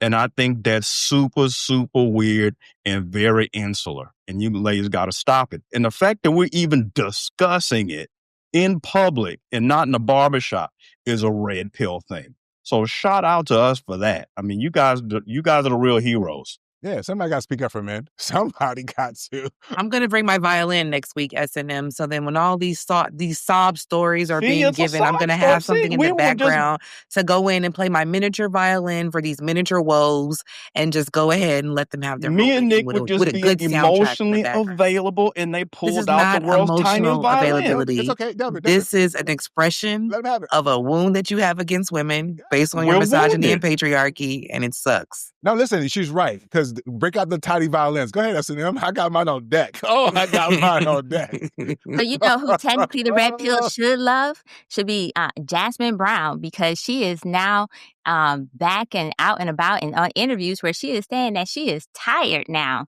So for those who didn't know, Jasmine Brown was the one who said she was a joyful servant and that she was taking care of Cam Newton and all his 1,000 kids, his 8 to be precise. And at the same time, she was the one who was anticipating his needs and fulfilling those needs in anticipation. If she thought she was going to leave, he was jumping up and packing his bag for him. And so with that being said, she now has stated that she's exhausted. She said that she does not have any help, despite the fact that she was and is and continue to be a joyful servant. So here's my question to you guys. Can women be joyful, a joyful servant, and exhausted? As a matter of fact, can we talk about how women can sometimes be unsupported when they're taking care of the full household, which is probably the reason why those red pill men their marriage was being dissolved also, because they weren't helping taking care of the household. But besides all that, or do you think she's just complaining? Is this just complaining for complaining's sake because she stated she was a joyful servant? I'm just curious. What are your thoughts on the fact that Jasmine Brown is now tired? I don't have no problem with her being tired. I mean, everybody gets tired. I mean, it's fine for her to say she's tired. That's cool.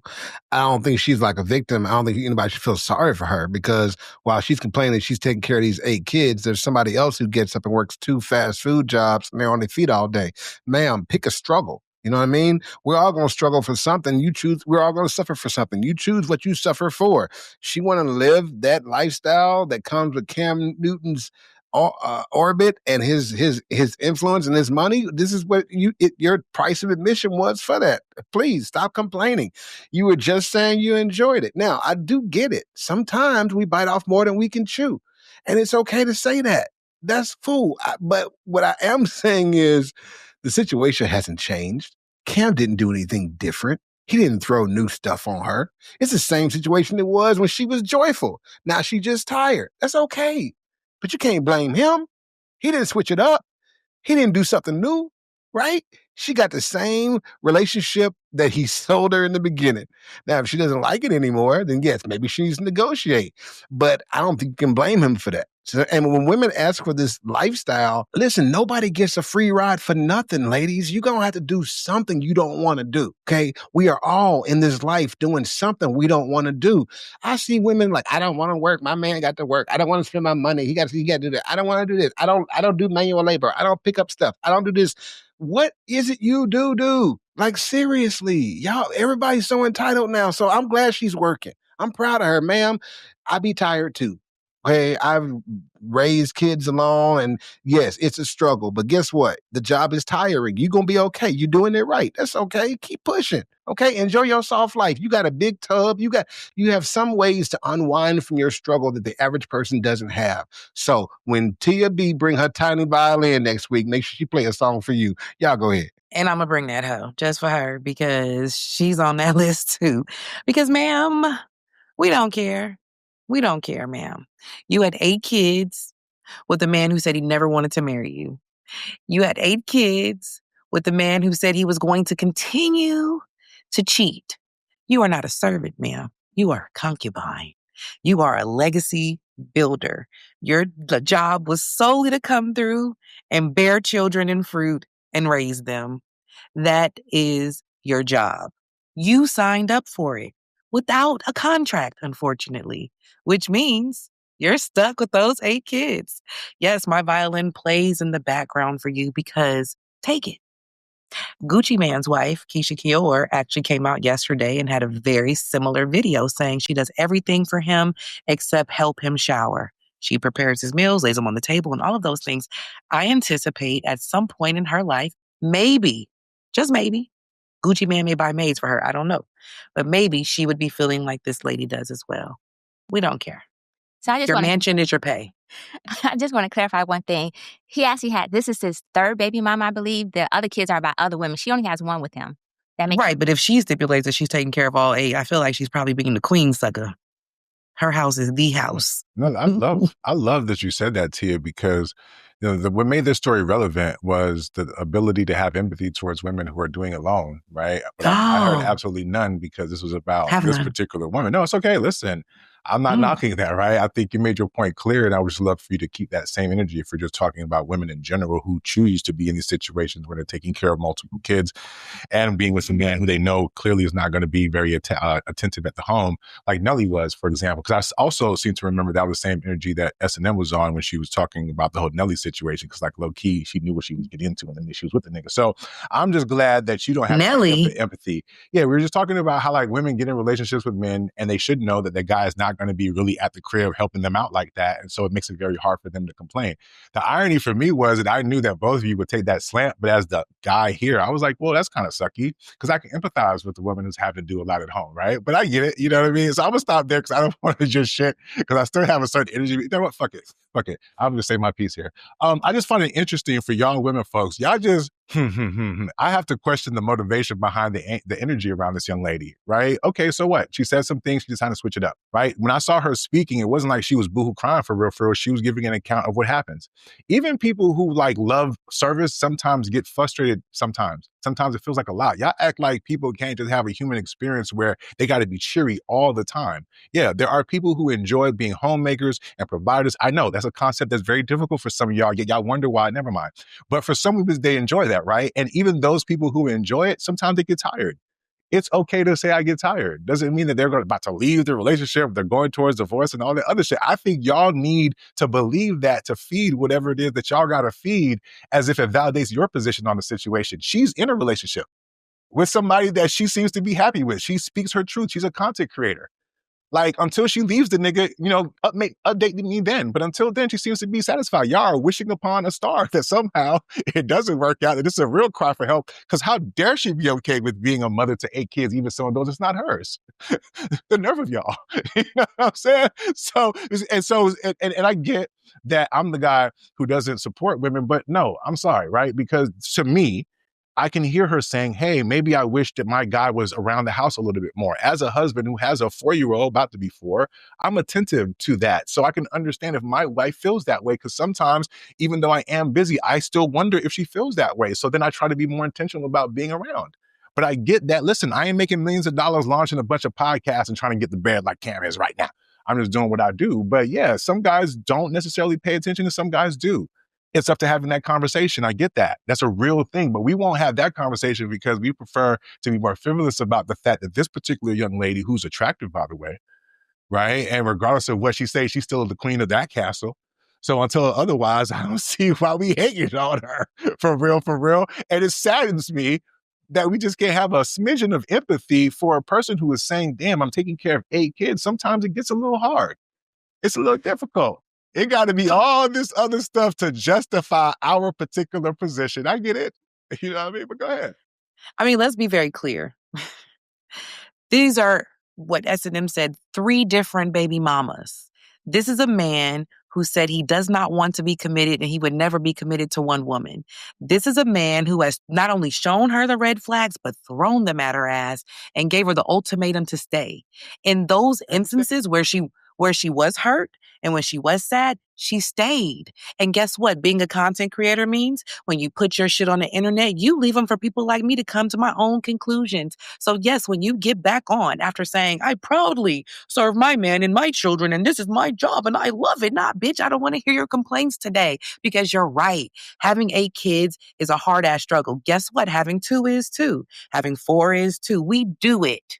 So when you sign up for something without the things that you may need, you don't allow someone to keep bringing more to you while you stay. Typically on these issues, you guys are deflecting, talking about how she probably didn't cook dinner, and that's why he wanted to go cheat and have a baby with another woman. But no, in this moment, you want to pull out the violin for this person? I shall not. I will not. It doesn't make any sense to me. I'm like, where was all this smoke for Grace for Dr. Cheyenne Bryan? Because y'all rode her hard as hell last Man. week. And so, but now for Jasmine Brown, and I actually got grace for Jasmine Brown because I'll save it, let you guys go. But I just want to point out the difference between how y'all talking about Jasmine Brown versus how y'all talking about Dr. Cheyenne Bryan and her Dr. choices. Jasmine Brown? Is it Her Dr. Jasmine choices Brown? that she made. It's still an individual person. Is she purporting herself as a professional speaking on issues? She's a content creator who does the purpose of creating content to influence other people's decisions, as well as a comedian, as well as, so she has a lot of stuff going on for her. No, she's a boss bitch. That's why they hate her. She's a boss bitch. That's why they hate her. Y'all can't say that we shouldn't, you know what I'm saying? Y'all rode hard, Dr. Cheyenne Bryan, but you don't want to ride hard on Jasmine. And I support that because you know what? Sometimes you can't be hard all the time. I'm just showing the difference. You know what I'm saying? Jasmine is not putting herself as an expert. Did you go first? Yeah, because if she's talking, I didn't go first. If I spoke and you're saying we did it, and if Jay and Delvin didn't speak, you're talking about me by reduction. I'm talking about y'all as a whole for Dr. Cheyenne Bryan. I said specifically Dr. Cheyenne Bryan. So see, right? I let you know what I mean. Y'all see what's happening. I don't even got to say nothing, right? Because as soon as, oh my God, he's about to be right. You know what I'm saying? Because I want to clarify. But no, go ahead, man. I'm gonna let you have it, SNL. You know, that's some bullshit. Go ahead, Devin. No, I mean, you know, I still say, well, you know, she put in a lot of work. You know, he told her, listen, I'm not going to ever commit to you, but I want to, I want you to be my 8th baby mama. So she was like, okay, cool. There's some things that come with that. But you know what? She is doing the work, and if she is being a mother to all of those children, you know what? We're gonna get her a spa day. We're gonna help her out. You know, we're gonna get her a nap and let her take a day off here and there. But she's not going anywhere. She finds more value in being the mother to all those kids and being a part of Cam Newton's life, because nobody's putting a gun in her head. She could leave, and to Nic's point, as soon as she leaves, okay, we'll talk about that. She was so tired that she left, but she's not tired enough to the degree that she is. So, I just want to make one clarification. This is just for clarification. Dr. Cheyenne Bryan versus comedian Jasmine Brown. Go ahead, Jay, because we're supposed to hold them to the same account because they're the same person. Go ahead, Jay. I'm sorry. What I'm looking at is a lot of women who hated her decision, and because they've been secretly hating, or not so secretly hating on her decision, they now thought they saw a wind shift, right? A course correction. And they were like, oh my God, look at this. This proves, This proves that she wasn't, all she was doing is being authentic. Okay. Unlike Dr. Whoever, she wasn't purporting herself as an expert of anything other than her own life. And then speaking of her life, whereas months ago she was a happy servant, this month she's a tired servant. She didn't say I quit. Right? I respect her. I respect her for not doing what so many people on the internet do. And that is to give you this glossed over, stylized version of life that's unrealistic, whether they're talking about marriages or friendships or how to make $1 million or start a business or whatever. People are always selling these ideas of things without really telling you the downsides. So, Jasmine, I'm here for it, girl. You go and do your thing, Miss Brown. Okay, you keep it real. If you tired, say you tired, and then get yourself up next morning and get back to it. And this is a thing that is unsaid. Like, y'all say y'all want a man to be honest, right? And y'all pretend like y'all would be open to certain things if he was. But y'all end up showing yourselves to be liars, because when y'all see a woman who actually chose that option, y'all be so quick to judge her, right? That's how we can see past y'all bullshit, right? So I'm advocating for people to be honest. And apparently this brother was to the sister. The sister decided to accept it. And we're the ones on the outside complaining about their situation, but she seems content, at least enough to still be there. Like, make that make sense to me, right? So I get it. Because the thing is, when it's not something that y'all would do, especially if it goes against maybe the code, like, how dare you, girl, be okay with your man cheating in front of you like that in front of the world? I want to do with mine silently, privately. See the previous part of the show, right? Or for some of y'all prefer to keep your heads buried in the sand. I don't want to know. But listen, man, any more thoughts on this one? Because I was like, I gotta wrap this one up. So let me go ahead and put my thoughts out there. Go ahead. I'm sorry. And You sure you didn't go already? Because I felt like you no, did. I did not. As a matter of fact, I did not. Jay went twice, but I understand. Sometimes pressure looked like confusion for you, so it's all good. Oh yeah. But no, I'm just kidding. Get it. We're going to run it back and watch what happened. Go ahead. Finish him. He was being emotionally available. This what happened. That's what happens. So look, so Jasmine Brown. So I just want to point out for like in general, she stated before she got with Cam she had this whole conversation about where women were doing it wrong. And she had this whole conversation pieces, think tanks of how she was going to do it right, the right way, and what women was doing so wrong and how they can get a man like Cam. She literally had whole conversations pertaining to those particular topics. So then when she got Cam and she got pregnant, and then she clowned a whole lot of women before she got pregnant by Cam. When she got pregnant by Cam, her story changed just a little bit. And now it was like, yeah, I'm pregnant, but you know what? It don't matter because at least I'm pregnant with $1 million baby. So one, she did act like she was the subject matter expertise on shitting on other women as it pertains to how you can get your man, keep your man. And now I got a $1 million baby. Two, she said she's a joyful servant. I actually like the fact that she was a joyful servant because what she did was present herself as this is the perfect woman. This is the perfect woman role that we need to play. And this is how you keep your man happy. I love that. And you know what happened? She ended up being overwhelmed because when we play a certain role and present a certain way, it's not always cookies and creams in the background. It's not always silver and gold in the background while we're presenting a certain way. So I appreciate the fact that she's telling her story that I'm exhausted. I did too much. I took on too much because she tried to portray this perfect role of this perfect woman that she was trying to tell everybody else, this is how they should be. This is what they need to do. This is how they can keep their man. And she keeping them. You know why? Because she playing her place. You know what I'm saying? He said, I want a womb warmer. I want an incubator. I want somebody who can cook, clean, and all that good shit. While I look for somebody who I may marry later on, because he went on his own show and said he had no chance of marrying her. He's still looking for the woman he's going to marry. So I'm cool with her playing her role and knowing her place. Something that we talked about a lot, about women knowing their place. She knows her place. I support her knowing her place and playing her role. I also support the fact that she was transparent and that she was so vulnerable because there's a lot of women who are overwhelmed. And they're overwhelmed with 1, 2, 3, 4 children. They're overwhelmed if they don't have support. And that's what the real crux of the conversation is what type of support was she expecting? But in general, the larger conversation is what type of support can women expect in these relationships when they have multiple, a man who has multiple baby mamas and may have, or matter of fact, not even that, just in general, what type of support can women expect when they have children, right? And so I appreciate the fact that she brought that conversation up because it turns out as part of that red pill conversation, these women felt unsupported in their marriages. And that also was contributing to that rise of them stepping out of their marriage because, i.e. divorcing, because they felt unsupported.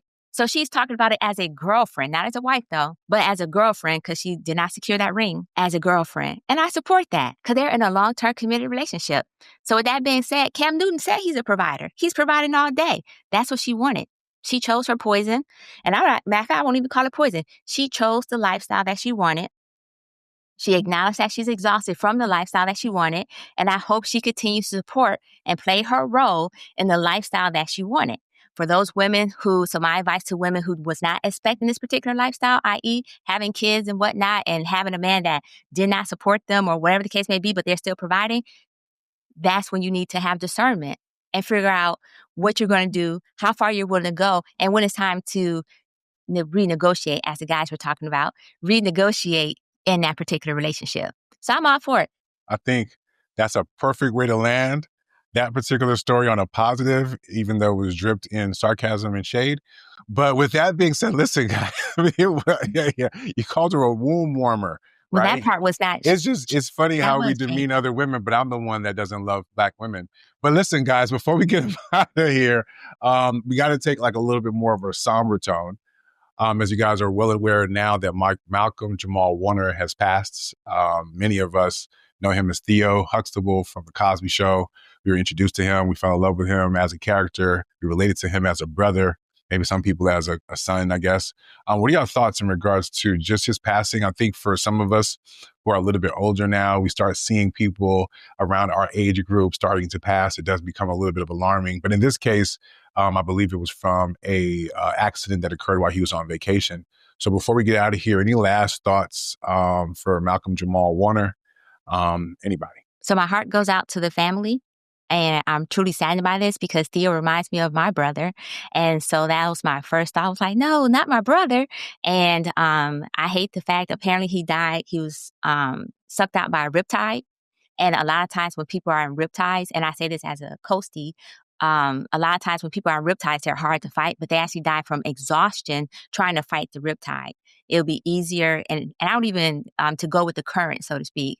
But that's only if the current. It was a bad situation. But a lot of times when people pass, it's literally because they're fighting against the riptide, and they end up drowning because of exhaustion. So my heart goes out to the family. I really was sad to hear this, and as a matter of fact, I feel like I'm about to tear up because it felt like my brother died. So. Yeah, I feel like the Cosby Show set the tone for Black families for a lot of people in America who had never really seen a middle-class working Black family represented on TV. And so for most of us in the Black community, Theo represented the brother or the teenager or, the son that we all kind of were like, wow, this is what it could be. This is what it looks like. And so to see someone our age kind of, even if accidental, pass away, it's always a little somber and it makes us kind of more aware of our own mortality. So definitely sending condolences and love and light to his family and to all of the fans who loved him because we grew up with the Cosby Show and the different world and, we followed the characters. So it's a very sad day. Absolutely. Go ahead, Delvin. Yeah. That was definitely a tough one this week. Like I said, he was like all of our brothers. I mean, I was the middle boy. I was the only boy. I had older sisters and younger sisters, so I can really identify with a lot of the situations this character found himself in. That you know what? We all remember that shirt. I still want that. Gordon Cantrell? Gordon Cantrell. I still want that shirt. I may see if I can get it for season 6. So prayer to his family. Just love on people while we're here to hear it and give everybody their flowers and, be good to each other because, tomorrow isn't promised. So, absolutely. Prayers to his family. I think you guys nailed it. Jay, you good? I will echo the thoughts and prayers to go out to the family. And I will say that he was a rare, maybe not a rare gem, but he was definitely a shining example of what a Black man in Hollywood can be, who grew up in Hollywood and did not end up with a lot of scandals, a lot of foolishness or whatever. He really set a really good example. So I know his family is missing him. Honestly, this is going to sound kind of crappy, but I'm mourning the fact that there will not be a Cosby reunion at all now. You know what I mean? It's just, I can hang it up. I mean, it was kind of looking flaky, because Bill's looking old. But now that Theo's gone, I just know it's not going to happen. It's sad. So, maybe it's just me that was hoping, but I was hoping. I'd like to see Claire again. All right, go ahead. Yeah, I was about to say, so I think Bill killed it, but go ahead. Listen, guys, it's a hard turn, but we've just had a fantastic episode. I think you guys said it all, so I just don't want to repeat everything that you guys. Sometimes it's okay to just let it go, right? So any final thoughts before we get up out of here? I know it's a hard turn, but quickly, any final thoughts before we get up on out of here? We'll start with Tia being back. You got any final thoughts, girl? You good? I am good. Happy to be back. Missed y'all. Good to see y'all next week. So I look forward to it. Yeah, T's like, what happened? I just came back and they shoot like this.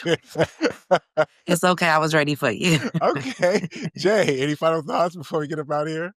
Yeah, I just want y'all to give the red pill dude some bail, man. Women say they want a real man. They want when a real man talks to them, when he sets a standard, when he sets some boundaries, it's a problem. Now he's controlling. Now he's abusive. Nah, sis, he's just not bending for your nonsense. So ladies, you know what I'm saying? If the only version of masculinity that you can handle is the kind that just yes mans you or agrees with you, or it's just soft, silent, it's like your personal assistant in a hoodie, we're not here for that, okay? We're here to lead. We're here to take the family, whatever unit we're working with, somewhere. Okay, that's what the men are trying to do. They are trying to reclaim their voice so they can maybe steer the ship that they will be responsible for if it wrecks, whether they were steering or not. So y'all give them some grace, man. Give them some bail. Yeah, they're just trying to work it out. Okay, Delvin, any final thoughts, my brother?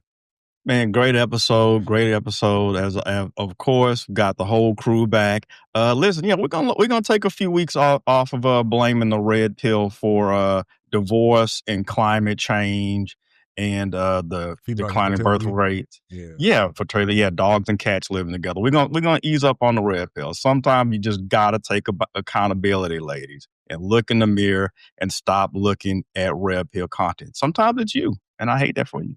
But that's, you know what that's called? That's growth. Thank you for that, SNM. I am so tickled because you know what? I mean, we always talking about women file for divorce at 80%, 70%, 90%, or whatever the number may be. And I feel like women are actually telling men why they're filing for divorces. And for some reason, the men don't seem to want to listen. As a matter of fact, they double down. They double down with red pill nonsense, or they let me not call it nonsense, but they double down on their stance versus listening, taking in why women are saying they're leaving. Because at the end of the day, women are done settling. They're tired of carrying the emotional and the domestic labor and still getting the blame when it fails. So they get blamed for this, they get blamed for that. But at the end of the day, maybe men should just listen. Because as someone so eloquently put last week, that would be you, Nic, when you so eloquently put that women, if you're being told there's a problem, and you would think that you would listen and adjust and adapt when you've been told there's a problem, especially that problem continues to present itself over and over again, then perhaps women should take accountability for that problem because they failed to listen. And that seems like what's happening with marriages to me, because men are failing to adapt, take accountability, and listen over and over again to the reasons that women are leaving these marriages. So I like that statement, Nic. So kudos to you.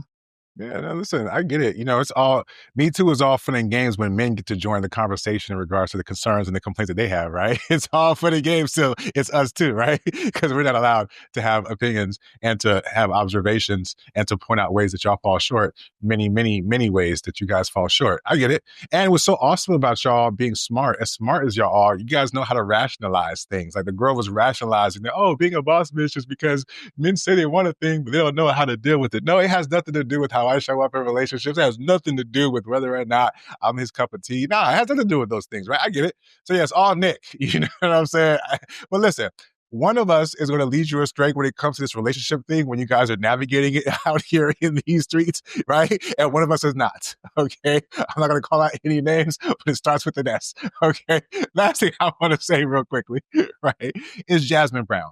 Because someone on the show was trying to purport her to be an expert in Dr. Shannon Brown.